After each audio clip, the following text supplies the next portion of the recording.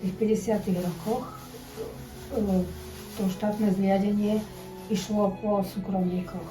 Jednak tí, čo pracovali v poľnohospodárstve, čo mali nejaké majetky, tak to zobrali, teda ich zobrali a muži, tí mladí, išli ako vojaci PTPáci na 3 roky na vojnu.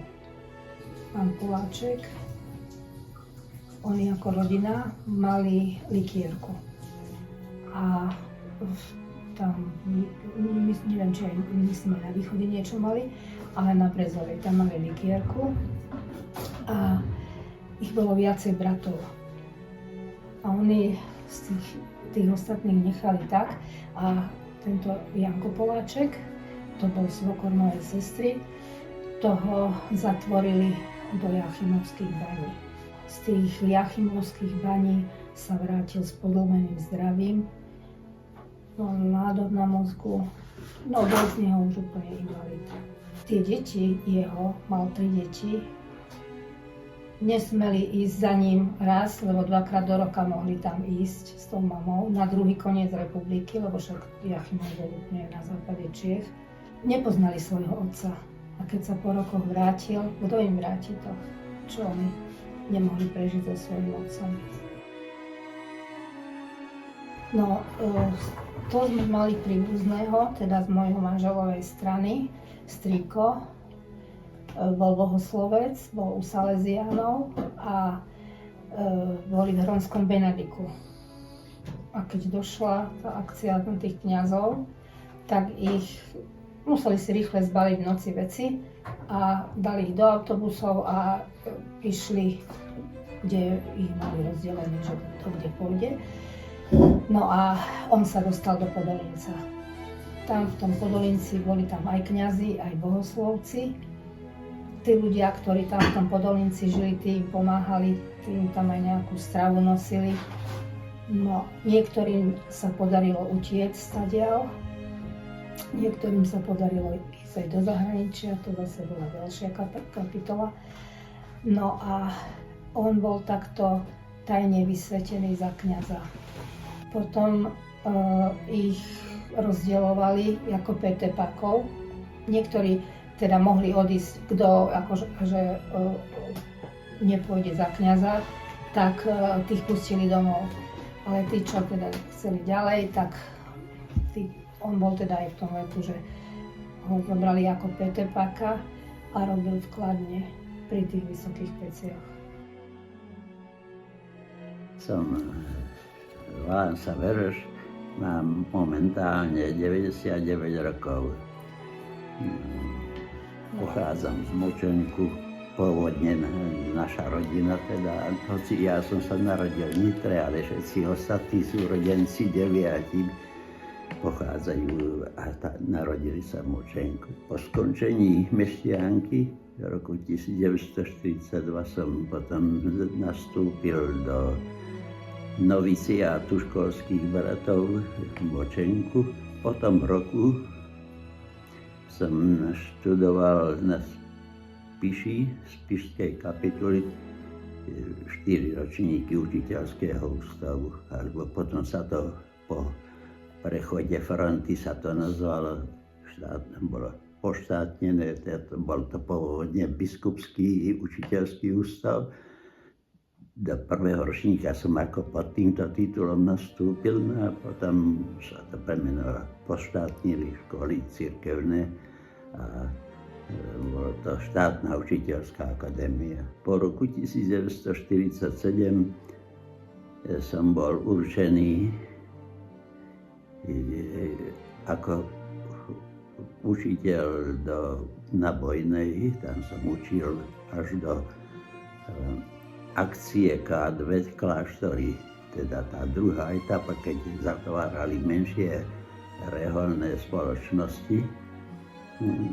To bolo z 3. na 4. mája 1950. No odtedy nás vláčili po rozličných sústreďovacích kláštoroch. Prvé nás sústredili z 3 reholných komunít z Bojnej, Mojmíroviec a do Bočenku. Tam bola tretia komunita. Tam sme boli školskí bratia sústredení pôvodne, bo chceli v prvom rade oddeliť starších od mladších z rehoľníkov. Tak som sa dostal do Belužských Slatín, ako kde dávali všetkých reholí starých ľudí. Ja som bol síce mladý, ale ako chorý, že som tam bol pridelený nejaký čas. Bol to františkánsky kláštor, tam sme kopali rýhy pre kanalizáciu. 1. októbra 1950 som nastúpil do Senice. Tam nás naučili obraty a pochody a takéto prvotné vojenské úkony. Potom, jak sa zhromaždili už materiály, správy politické, či kto je, čo je, lebo však to bolo samé kadrovanie za komunizmu, tak po 2 mesiacoch hýbaj do Ostravy. No, to boli príliš hektická doba. No, tak, boli zriať pre ľudí. Hodne sa začalo sledovať jeden druhého, nikto nikomu neveril a politicky sa to tak sledovalo, že koľkokrát sused, keď na niekoho sa hneval, tak povedal tak a tak a už ho dali do týchto pomocných technických práporov. Po prípade, keď zažalovalo, že niečo povedal, tak zase bol súdený za to a to bolo plno strašne prípadov, čo boli ľudia prenasledovaní. Však už hneď po prechode fronty už boli zásahy, rušilo sa cirkevné školstvo, všetko sa poštátnilo, fabriky sa pobrali týmto fabrikantom a podnikateľom, aj obchodíky, aj potom živnostníkom, ale potom aj role, potom prišla kolektivizácia, kto nechcel vstúpiť do družstva, už bol prenasledovaný, zvýšili mu, musel odozdávať kontingenty, neviem, aké omozvy mu to vyrúbili, čo mohol aj zarobiť. Brali roľníkom, brali kone, kravy, role do družstva. No a čo sa týka týchto obdobia 50, jak sme my boli, dosť sme boli v PT pásy, boli vlastne pomocné technické prápory. Oni pôvodne vznikli už v 48., len sa to nazývalo ženíne vojsko, alebo cesty, čo robili. No ale potom od roku 1950 to malo premenovanie pomocné technické prápory. No, tam sa dostalo, hovorím, synovia takých fabrikantov, ďalej roľníkov, ktorí niečo mali, kto nejak prevyšoval nad nivo ostatných, tak už bol podozrievaný a sledovaný. A keď nesúhlasil s vedením, s ideológiou komunistickej strany, tak bol prenasledovaný, sledovaný. Takže do PTP sa dostali aj tí synovia týchto prenasledovaných predovšetkých boháčov, nejakých či už poľnohospodárov alebo fabrikantov. No, takže potom kňazi, reholníci, kopečkári, to boli tí, čo sa snažili ujsť za hranice, mladí. Takže potom vyhodení, nepreverení študenti aj vojenských vysokých škôl. Takže tak sa do toho, tak toto vyzeralo také sledovanie a neustále špehovanie, alebo boli nielen, čo boli štebáci, ale aj ich pomocníci, takže mnohí boli takí nápomocní týmto štebákom, alebo dali sa nimi nahovoriť a takto ozaj celý ten štát bol vlastne len samé podozrievanie a sledovanie jedného druhého. Aj my, keď sme robili na stavbách, nesmeli sme povedať, že čo robíme ako vojaci, teda PT-páci. Ale zahraničie to vedelo, lebo to sa už nejako tak dostalo do zahraničia, takže potom aj zahraničí byli na československú vládu, že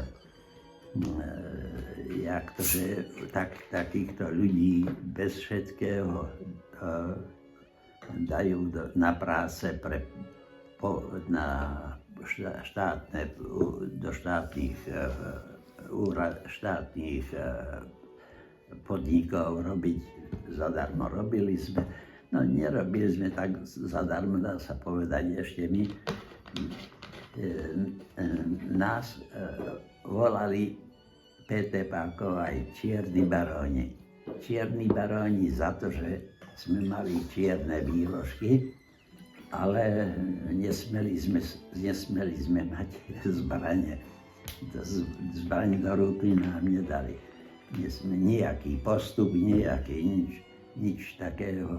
Ostatní vojaci nedostávali plat a my sme dostávali, lebo sme robili u firmy, dajme tomu stav konštruktíva, alebo armastav, alebo niečo tak, alebo u nejakej civilnej firmy stavebnej, tak ale tento plat sa delil, 30% sme z toho museli dávať vojenskej správe za réžiu, za ubytovanie, za oblečenie a ubikácie. Volačo sa nám vreckové nám dávali z toho a zbytok nám dávali na vkladnú knižku. Ale na tú vkladnú knižku tu nám dali, až z toho sme nemohli narábať. To mali oni vedenci a tu nám dali, až keď sme odchádzali z vojenčiny. No a aj tu na katolických novinách, to bolo nedávno tam písané, neviem, či nie aj týchto posledných, že neviem, či by sa dneska tí, čo hovoria, že za komunizmu bolo lepšie, chceli postaviť, alebo 4 razy chodiť pre vianočný stromček, alebo pre toaletný papier, alebo pre mydlo, alebo niečo inšie, koľkokrát. Takže neviem, či by chceli takto stáť pred nejakým takým obchodom socialistickým, namiesto toho, aby išli do nášho doterajšieho obchodu. Tedy, kto sa prihlási do debaty, všetko založené ruky, nikto, to bolo málo, keď niekto keď bola debata taká politická, alebo sa prihlásil, všetko čušal. Takže bol strach koľkokrát niečo povedať. A tí, ktorí alebo si štrngli, alebo neštrngli, ale jednoducho povedali, tak na tých si posvietili komunisti. A boli potom súdení, to boli tí konfederáti, dosť potom sú teraz ako v konfederácii politických väzňov. No a potom, okrem tých, no samozrejme, že komunisti hodne im vadilo na cirkvi, že majú iný názor, že nesúhlasia s ich názorom, a takže boli mnohí kňazi v prvom rade hneď po fronte prenasledovaní biskupy a súdení aj na smrť. Potom im to zmenili na doživotie alebo 25 rokov. Takže takto to vyzeralo so slobodou vtedy. Že nikto nemal ináč zmýšľať, len jak oni. No ja som potom po 9-ročnom čakaní sa potom rozhodol, že vidím, keď už som mal vybitý mozog, že so Sovietským zväzom na večné časy, tak som sa rozhodol, že sa ožením. A prispelo k tomu hlavne to, že zavreli mi mamu, zavreli mi sestru, bol zavretý švagor. Švagor aj so sestrou z východu museli sa odsťahovať do Čiech. Na Béla, brat, ten tiež musel odísť. Oni mali tam liehovar a mlyn, takže to im zobrali a museli, prišiel, potom sme mu spravili u nás mošenku z bývalých maštalí, nejaký príbytok, kde sa usalašil aj s deťmi. Prečo ich zavreli? Si vymysleli.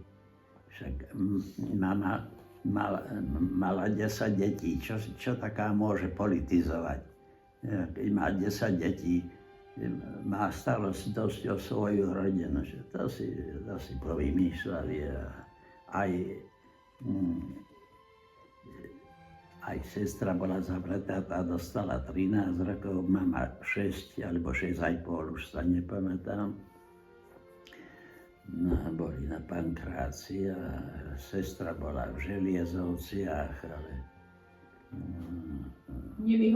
nevyhovovali vtedajšej politike. Ale našťastie, že prišlo prezidentské oslobodenie, amnestia, takže neboli dlho zavreté. Netreba sa príliš starať do druhého, čo robí, jak robí, ani mu nezávidieť, nechať, jak si myslí, tak si myslí, ja si poviem svoje, on si povie svoje, teraz si porozmýšľam, je jeho mienka správna, alebo nie je správna, tak, alebo je moja správna, podľa toho, jak vidím, že má pádne dôkazy, no tak zoberiem jeho náhľad a svoj, a nebijem sa hlava, nehlava, že ja mám pravdu. Takže keď je správna vec, ktorú hovorí kolega, môj po prípade politický protivník, tak prosím. Ale nejdem za to, že on ináč zmýšľa než ja, nejdem ho prenasledovať, alebo udávať, alebo jak to bolo za komunizmu.